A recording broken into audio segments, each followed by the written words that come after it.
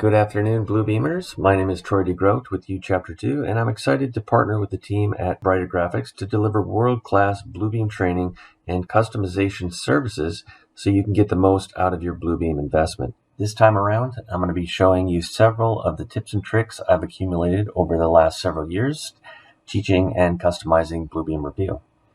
Next, we're going to go under the Edit menu and jump down.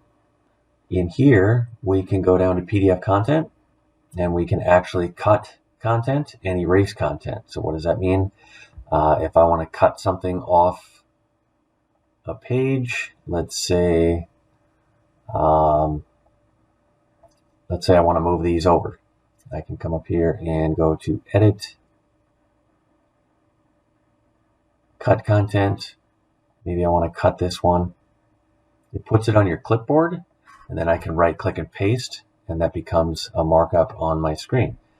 So I can move it where I want, right-click on it, and flatten it again.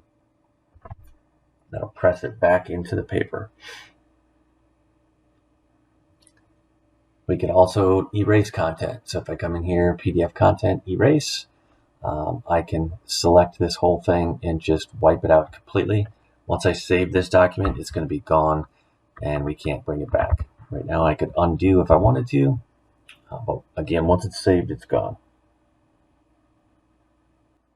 And that should bring us right up to the end. I hope you've captured some good notes with these time-saving tips and tricks you can apply immediately to your workflows this afternoon. Reach out to Darren and his team at Brighter Graphics to learn more about additional licenses of Revu Extreme or the small investment of upgrading your existing seats.